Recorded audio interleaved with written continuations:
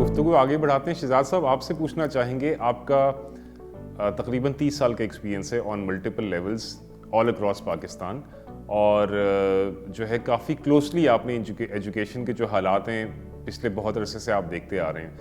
मैं थोड़ा सा आपसे पॉलिसी के लेवल पे बात करना चाहूँगा कि पॉलिसी जो है उस जिस टाइम पे ड्राफ्ट होती है या इम्प्लीमेंट होती है, पॉलिसी से लेकर इम्प्लीमेंटेशन का जो एक प्रोसेस है उसमें हमेशा गैप देखा गया है।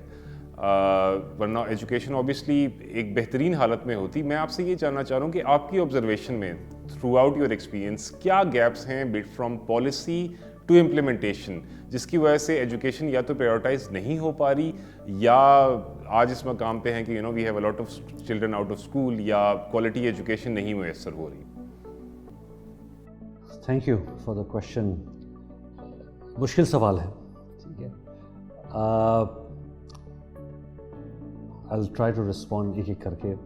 पॉलिसी जब भी पाकिस्तान में इनिशिएट की गई है फ्रॉम एनी सेक्टर, न कि जो पार्लियामेंटेरियंस हो गए या हमारे ब्यूरोक्रेट्स हो गए या एक्टिविस्ट्स हो गए, आई थिंक हमेशा वो एक अच्छी नीयत से की जाती है, तैयार की जाती है, और उसी स्पिरिट में हम पॉलिसी बना लेते हैं, उसमें एक्सपर्ट्स को एंगेज करते हैं। लेकिन गैप, जैसा आपने कहा कि पॉलिसी और इम्प्लीमेंटेशन का जो गैप है उसमें बहुत सारे स्टेजेस हैं। पॉलिसी जब बनती है तो उसके बाद हम कवानीन को भी देखते हैं कि लीगल फ्रेमवर्क क्या है, कि आया वो तमाम चीज़ें कवर होती है, नहीं होती है, कहीं गैप्स हैं, नहीं हैं। अगर वो लेजिस्लेटिव अमेंडमेंट्स की ज़रूरत है तो वो लेजिस्लेटिव अमेंडमेंट्स की जाती हैं। जिस तरह हमारे पास right to free and compulsory education का जो लेजिस्लेशन पास हुआ था 2010 में फेडरल कैपिटल के हवाले से, और फिर दीगर सूबों ने उसके बाद सब्सिक्वेंटली सिमिलर इनैक्टमेंट्स किए हैं, लेजिस्लेटिव प्रोसेस गुजारा है। अगर आप देखें तो 2010 से 2012, जिस तरह हम थोड़ी देर पहले बात कर रहे थे कि how do we convert that legal framework into actionable steps, तो उसमें रूल्स बनना ज़रूरी है। उसमें एडमिनिस्ट्रेटिव भी होते हैं रूल्स, और उसमें जो जिस तरह रोल आउट करना है आपने, तो रूल्स ऑफ बिजनेस, ये वो एलिमेंट है कि जहाँ पे आपके लेजिस्लेटिव पॉलिसी से लेजिस्लेटिव फ्रेमवर्क के बाद how it will be done, किस तरह होगा, उसका तयन किया जाता है। यहाँ पर गैप्स आ जाते हैं अक्सर व बेशतर।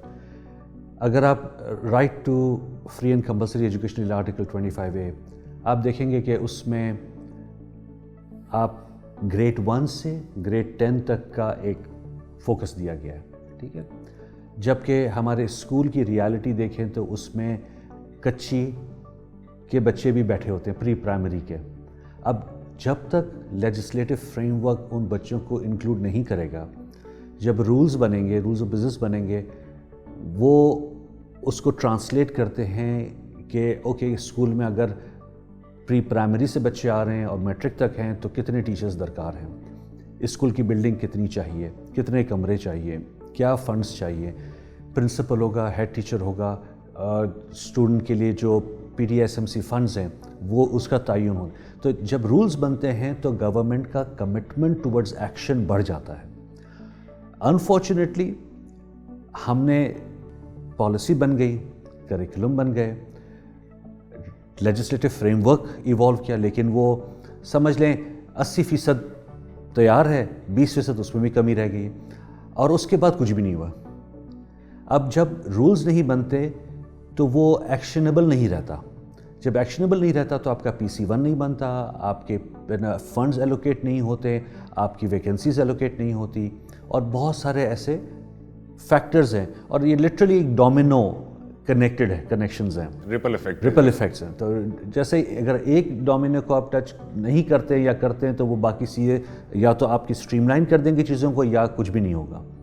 तो ये सिलसिला अनफॉर्चुनेटली रिपीटेडली हमारे साथ होता रहा है। तो आज अगर गवर्नमेंट ये कहती है, पिछली गवर्नमेंट हो जाए या उससे पिछली गवर्नमेंट हो जाए, कि हमें मयार तालीम पे काम करना है, क्वालिटी एजुकेशन है। अब क्वालिटी एजुकेशन की डेफिनेशन भी इतनी हमने रिड्यूस कर दी है कि अब वो پڑھنے اور لکھنے تک محدود رہ گئی ہے کہ بچے کو پڑھا دیں یا لکھا دیں یا سمجھا دیں, اس کو ہم نے as a equivalent to quality کر دیا. بالکل.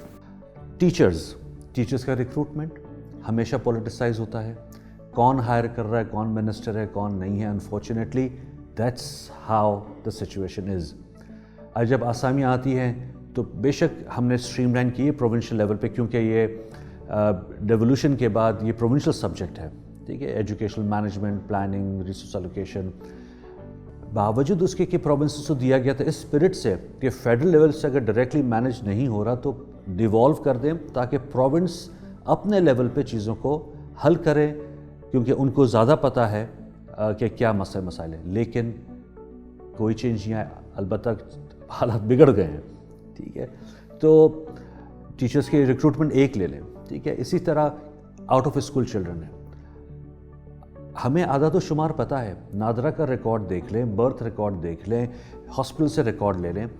آج کے زمانے میں یہ ایکسکیوز دنیا میں کوئی ملک نہیں کہہ سکتا کہ ہمیں نہیں پتہ کتنے بچے ہمارے.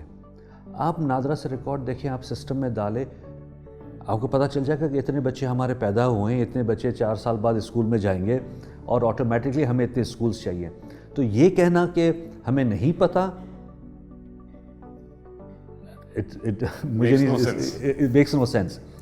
اسی طرح آپ جن علاقوں میں اسکول, آپ کو پتہ ہے کہ اگر پرائمری اسکول ہے تو آپ کو کتنے ٹیچرس چاہیے, سیکنڈری اسکول ہے تو کتنے ٹیچرس چاہیے, اور اگر دور دراز کے علاقے ہیں ٹیچرس کا وہاں پر پہنچنا یا وہاں سے لوکل ٹیچرس ہائر کرنا مسئلہ ہے, تو الٹرنیٹ سولوشنز ہم ڈھونڈ سکتے ہیں.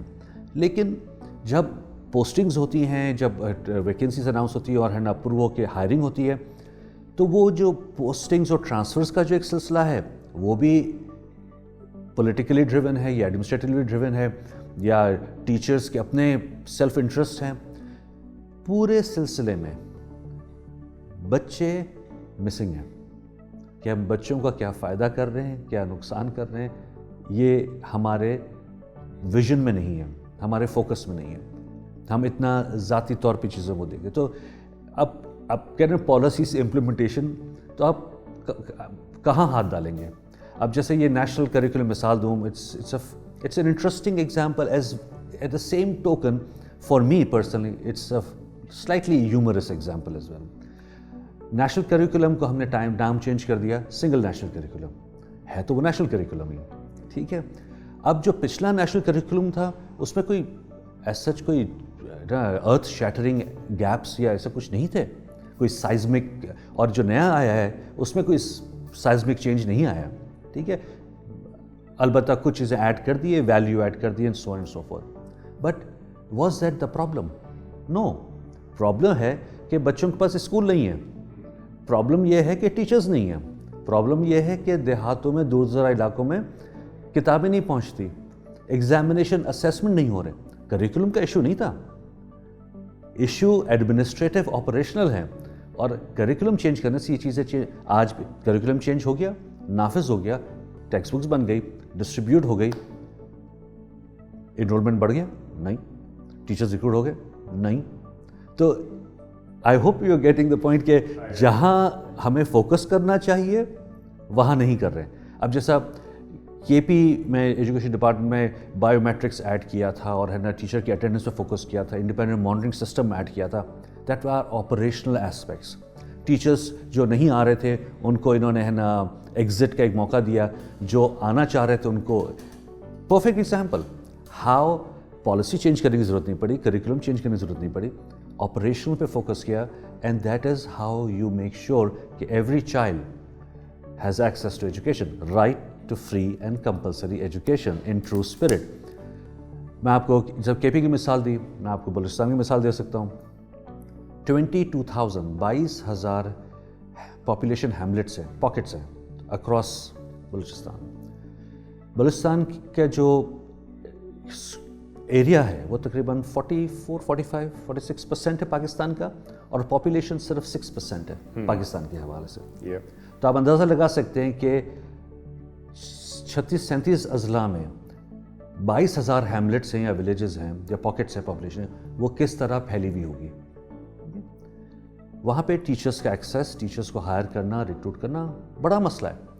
میں عدد و شمار دیکھ رہا تھا کسی ایک ریسرچ کے لیے.